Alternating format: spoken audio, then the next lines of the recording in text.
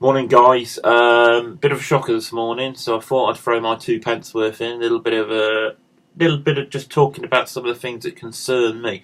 So, 2016, bit of a beast, really. You get to June, we have the Brexit referendum. Oh no, we'll be all right. We'll stay in. Anyone who votes out, they're stupid. Blah blah blah. Wake up in the morning, we're out. Nobody saw it coming. You know, 4 hours before the vote was finalised, before the results came in and it was given that vote Remain must concede, even Farage himself was going up.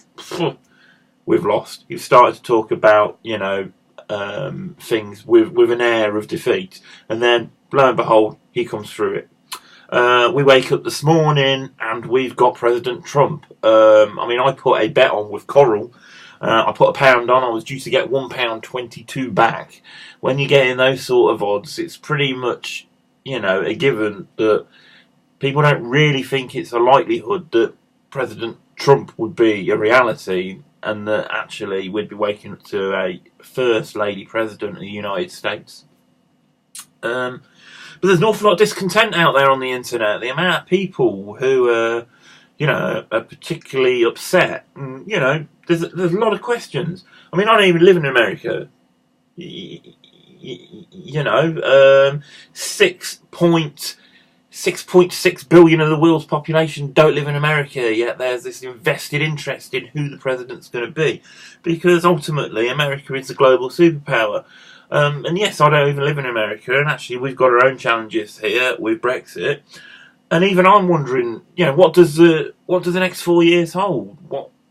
What's the change in dynamic going to be between the special relationship between the UK and the US? And some of the things, some of the portrayal in the media, and I have to say portrayal, yes, some of them backed up by, quite sort of visceral, sort of, quite tangible statements seen by Trump himself suggests the man's not particularly, I think at best, being political, he's not particularly pleasant. However, ultimately, the media will build a character into whatever character the media wishes to build them into.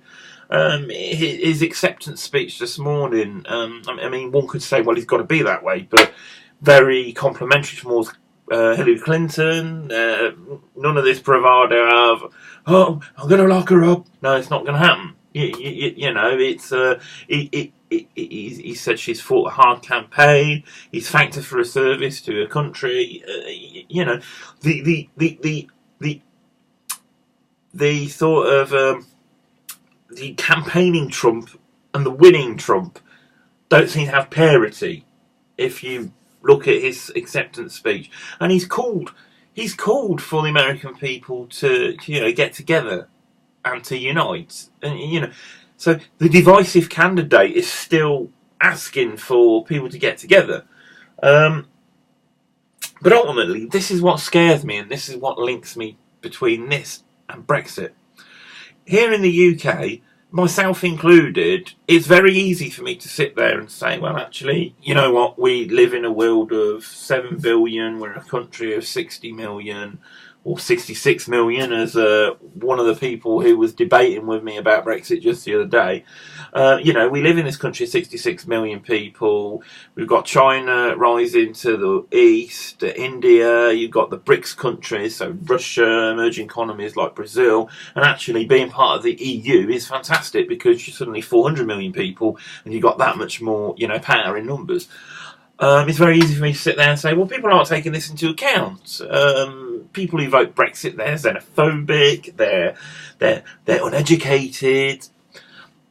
But we're in a real danger of actually losing the very core of what democracy is. And that is that people have a right and have a say.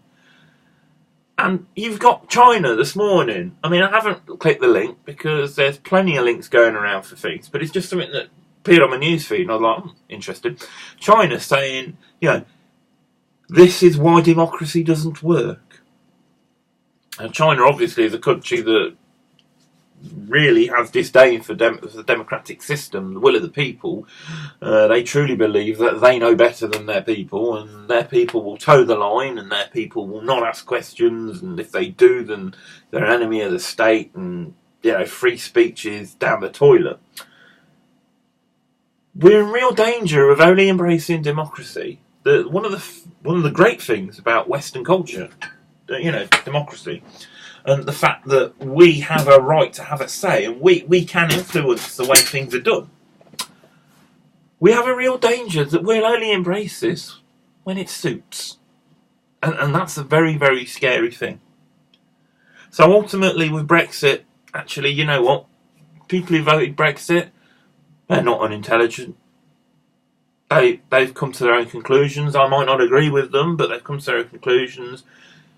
The Leave campaign won, and as such, and this is a separate issue, so I'm not going to go into it in detail. The will of the people should be enacted on. So the vote, I didn't like it, but because I believe in democracy, it's inherently important that result is delivered, regardless of whether I like it or not.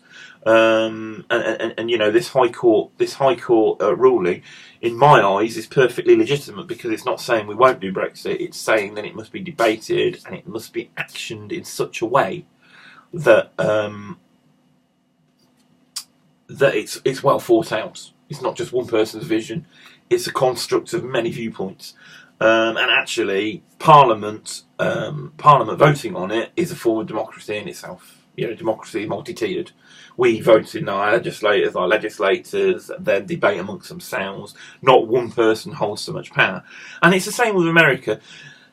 Ultimately, a majority, albeit a somewhat small one, has voted in President Trump. And you may worry about the future. You may worry about what President Trump means to the world, to the American people, to the British people, to Europe, to all these countries that have a stake. But ultimately, he was voted in legitimately through a democratic system. And it worries me that people are so quick to bemoan democracy when it doesn't go their way. And actually, that's a very, very slippery road. So it'll be interesting to see what happens over the coming years. But yeah, so it's a brave new world, people. And brave new world requires a brave new full stomach. So breakfast time for me. I'll catch you in a bit. Have fun.